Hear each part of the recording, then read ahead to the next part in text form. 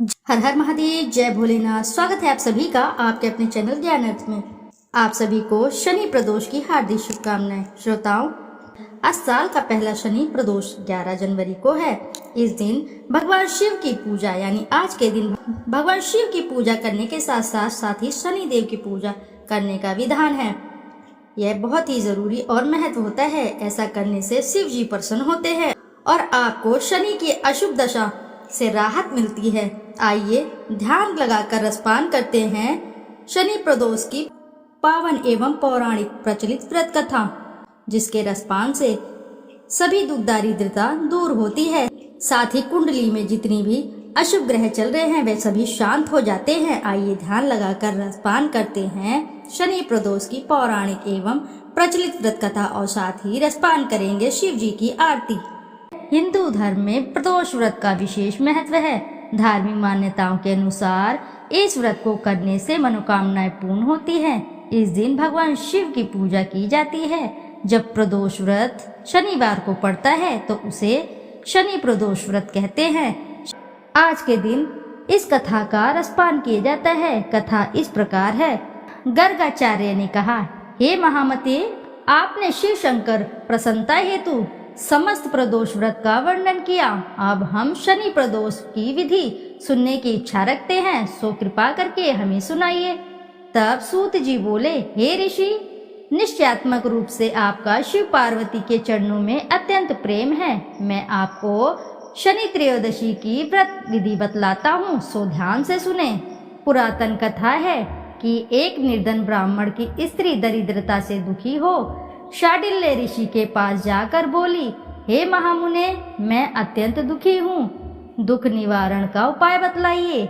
मेरे दोनों पुत्र आपकी शरण में हैं। मेरे ज्येष्ठ पुत्र का नाम धर्म है, जो कि एक राजपुत्र है, और लघु पुत्र का नाम शुचिव्रत है।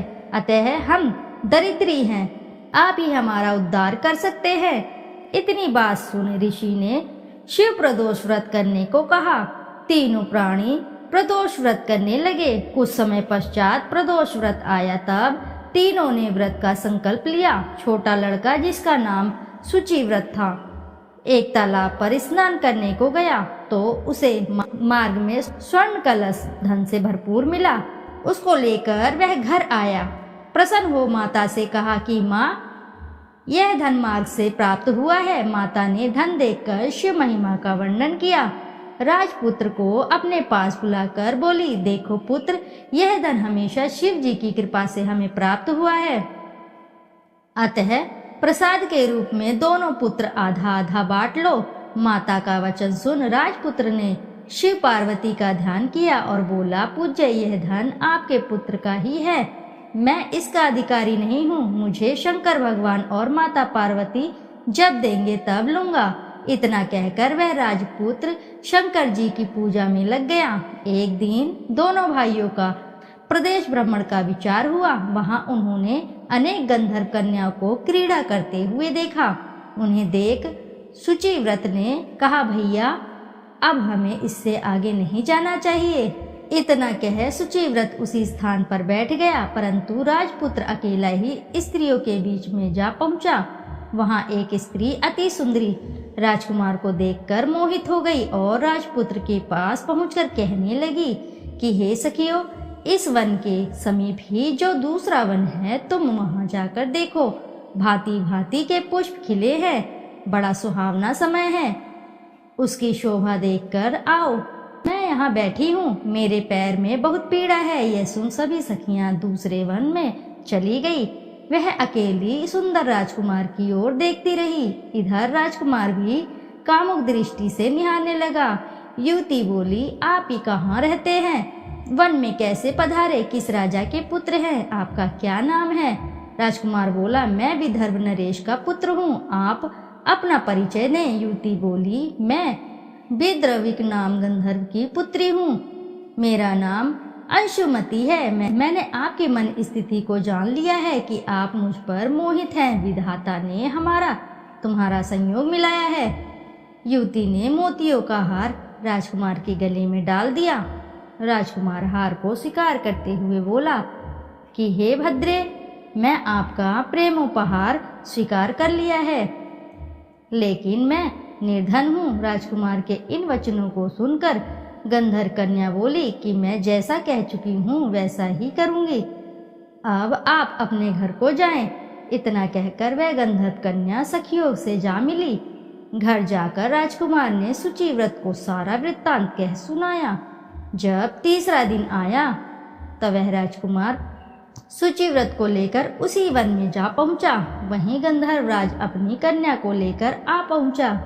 इन दोनों राजकुमार को देख आसन दे के कहा कि मैं कैलाश पर गया था, वहां शंकर जी ने मुझसे कहा कि धर्मगुप्त नाम का राजपुत्र है जो इस समय राज्य विहीन निर्धन है, मेरा परम भक्त है। हे गंधर्वराज, तुम उसकी सहायता करो।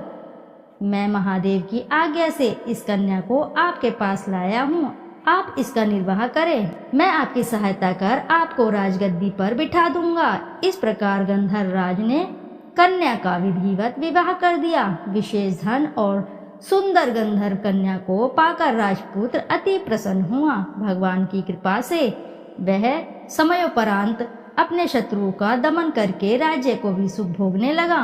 इति शुभम। प्रेम से बोलिए प्रिय भक्तगणों, जय श्री शंभुनाथ की जय। आइए अब करते हैं शिव चालीसा। दोहा। श्री गणेश गिरजा सुवन मंगल मूल सुजान, कहत अयोध्या दास तुम देहु अभय वरदान। जय गिरिजापति दीन दयाला, सदा करत संतन प्रतिपाला। भाल चंद्रमा सोहत नीके, कानन कुंडल नागफनी के। अंग गौर शिर गंग बहाए, मुंडमाल तन छार लगाए। वस्त्र खाल बागंबर सोहे, छवि को देख नाग मुनि मोहे। मैना मातु कीन्ह दुलारी, बाम अंग सोहत छवि न्यारी। कर त्रिशूल सोहत छवि भारी, करत सदा शत्रुन क्षयकारी। नंदी गणेश सोहे तमस कैसे, सागर मध्य कमल हैं जैसे। कार्तिक श्याम और गणराऊ, या छवि को कही जात न काऊ। देवन जब ही जाए पुकारा, तब ही दुख प्रभु आप निवारा। किया उपद्रव तारक भारी, देवन सब मिली तुम ही जुहारी। तुरंत षडानन आप पठायु, लव निमेष महामार गिरायु। आप जलंधर असुर संहारा, सुयश तुम्हार विदित संसारा। त्रिपुरासुर सन युद्ध मचाई, सबहि कृपा कर लीन बचाई। किया तपहि भागीरथ भारी, पूरब प्रतिज्ञा तसु पुरारी। दानिन मह तुम समको नाही, सेवक स्तुति करत सदाही। वेद नाम महिमा तब गाई, अखत अनादि भेत नहीं पाई। प्रकट उद्यति मंथन में ज्वाला, जरे सुरासुर भये विहाला। कीन दया तम करी सहाई, नीलकंठ तब नाम कहाई। पूजन रामचंद्र जब कीन्हा, जीत के लंक विभीषण दीना। सहस कमल में हो रहे धारी, कीन्हा परीक्षा तबहि पुरारी। एक कमल प्रभु राखेउ जोई, कमल नयन पूजन चम सोही। कठिन भक्ति देखी प्रभु शंकर, भये प्रसन्न दिए इच्छित वर। जय जय जय अनंत अविनाशी, करत कृपा सबके घटवासी। दुष्ट सकल नित मोहि सतावे, भ्रमत रहे मोहि चैन न आवे। त्राहि ताहि मैं नाथ पुकारो, यही अवसर मोहि आन उबारो। ले त्रिशूल शत्रुन को मारो, संकट से मोहि आन उबारो। मातु पिता भ्राता सब कोई, संकट में पूछत ना कोई। स्वामी एक है आस तुम्हारी, आए हरहु अब संकट भारी। धन निर्धन को देत सदाही, जो कोई जांचे वो फल पाही। स्तुति के ही विधि करो तुम्हारी, क्षमहु नाथ अब चूक हमारी। शंकर हो संकट के नाशन, मंगल कारण विघ्न विनाशन। योगी यति मुनि ध्यान लगावे, नारद शारद शीश नवावे। नमो नमो जय नमः शिवाय, सुर ब्रह्मादिक पार न पाए। जो ये पाठ करे मन लाई, तापार होत है शंभु सहाई। ऋनिया जो कोई हो अधिकारी, पाठ करे सो पावन हारी। पुत्रहीन कर इच्छा कोई, निश्चय शिव प्रसाद तेई होई। पंडित त्रयोदशी को लावे, ध्यान पूर्वक होम करावे। त्रयोदशी व्रत करे हमेशा, तन नाही ताके रहे कलेशा। धूप दीप नैवेद्य चढ़ावे, शंकर सम्मुख पाठ सुनावे। जन्म जन्म के पाप नसावे, अंतवास शिवपुर में पाए। कहे अयोध्या आस तुम्हारी, जनी सकल दुख हरहु हमारी। दोहा। नित्य नेम कर प्राते ही, पाठ करो चालीसा। तुम मेरी मनोकामना, पूर्ण करो जगदीशा। मगसर छठी हेमंत ऋतु, सनवत 64 जान। आज स्तुति चालीसा, शिवहि पूर्ण कीन कल्याण। प्रेम से बोलिए प्रिय भक्तगणों, जय शिव शंभुनाथ की जय। प्रिय भक्तगणों, आइए अब करते हैं भगवान शिव जी की आरती।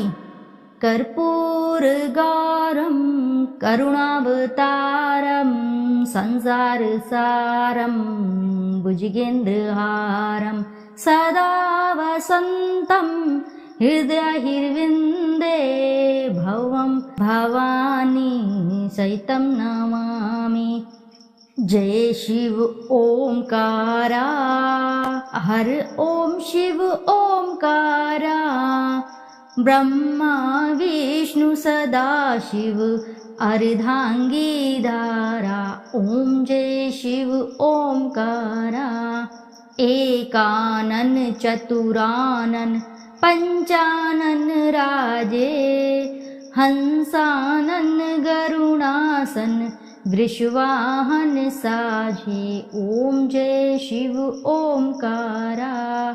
दो भुज चार चतुर्भुज, 10 भुज अति सोहे। तीनों रूप निरखता, त्रिभुवन जन मोहे। ओम जय शिव ओंकारा। अक्षमाला वनमाला, ऋणमाला धारी। चंदन मृद मग सोहे, भाले शशिधारी। ओम जय शिव ओंकारा। श्वेतांबर पीतांबर, बाघांबर अंगे। सनकादिक ब्रह्मादिक, भूतादिक संगे। ओम जय शिव ओंकारा। प्रभु जय शिव ओंकारा। करके मध्य कमंडल, चक्र त्रिशूल धरता। जग करता जग भरता, जग संहार करता। ओम जय शिव ओंकारा। ब्रह्मा विष्णु सदा शिव, जानत अविवेका। प्रवण अक्षर मध्ये, तीनों एका। ओम जय शिव ओंकारा। काशी में विश्वनाथ विराजत, नंदी ब्रह्मचारी। नित उठी भोग लगावत, महिमा अति भारी। ओम जय शिव ओंकारा। त्रिगुण शिव जी की आरती, जो कोई नर गावे। कहत शिवानंद स्वामी, मन वांछित फल पावे। ओम जय शिव ओंकारा। जय शिव ओंकारा। हर ओम शिव ओंकारा। ब्रह्मा विष्णु सदा शिव, अर्धांगी धारा। प्रभु अर्धांगी धारा, प्रभु अर्धांगी धारा। ओम जय शिव ओंकारा। प्रभु जय शिव ओंकारा। प्रेम से बोलिए प्रिय भक्तगणों, जय शिव शंभुनाथ की। प्रिय भक्तगणों, यदि आपको कथा अच्छी लगी है तो वीडियो को जरूर लाइक करें, साथ ही चैनल को सब्सक्राइब करें और एक बार अपनी सच्ची श्रद्धा से कमेंट बॉक्स में जरूर लिख दें। हर हर महादेव, जय भोलेनाथ। फिर मिलते हैं आपसे अगली कथा में, जब तक के लिए नमस्कार श्रोताओं।